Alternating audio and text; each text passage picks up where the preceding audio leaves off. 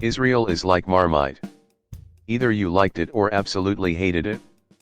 In general, Arab and Muslim countries hate Israel whilst Western countries love Israel. So why the controversy? Well, it all began with this guy called Abraham.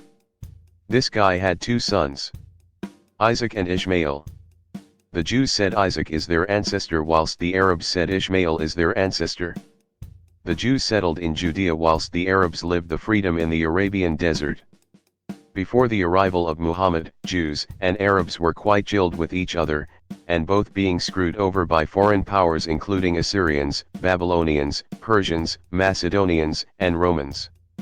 Jews got scattered all over the place. Later, Muhammad converted some Arabs to Islam. Long story short, the Muslims successfully conquered the Levant from the Byzantine Empire. Under Muslim rule, the Jews experienced either prosperity, indifference, or persecution, depending on which Muslim empire and when.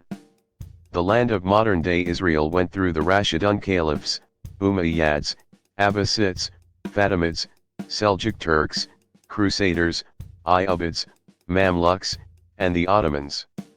Zionist Jews had always wanted to return to the Levant since for a long time.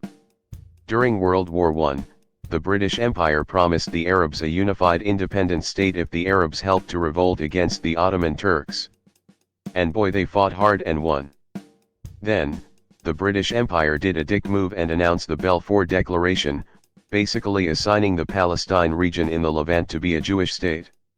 To the Arab Muslims, this was seen as a backstab. To the Zionist Jews across the world, this was seen as a triumph.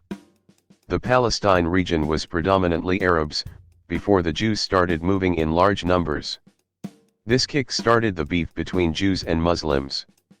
The Jews think that Palestine region belongs to them, according to their holy book. Muslims think that Jews are assholes who took their lands in Palestine. This beef erupted in the form of sectarian conflicts in Mandatory Palestine, Civil War, Arab-Israeli War of 1948, Suez Crisis, Six-Day War, War of Attrition, Yom Kippur War, Lebanon Wars, Intifada, Gaza Wars, and many more riots and unrests. From Israel's point of view, Israel is surrounded by enemies and hence need to strike first where necessary. From Arab Muslim countries' point of view, Israel is the real terrorist who took their lands in Palestine. One of the main reasons Israel is still alive today is due to its advanced technology and assistance from Western countries. Also, the Muslim countries are not always united.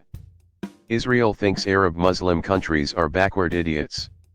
Arab Muslim countries think Israel is a Western cocksucker. Meanwhile, the Brits are just stepping back and let the Americans to sort out the mess the British Empire created in the Middle East. With no long-term peace resolution in sight, it is likely that Jews and Muslim Arabs will continue hating each other. Then there is Iran, a third-wheeler who hates both Jews and Sunni Muslim Arabs. Can Jews and Muslims be friends? Actually, yes. Egypt and Jordan have official diplomatic ties with Israel. Also, European right-wing politics hated both Jews and Muslims, thus at least they have something in common.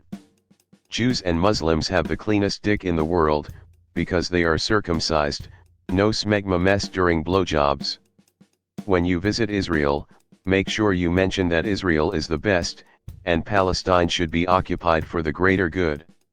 When you visit Palestine and any other Muslim countries, make sure you mention that Israel is enemy of Islam and should be destroyed. Because hypocrisy is the safest policy. Thanks for watching.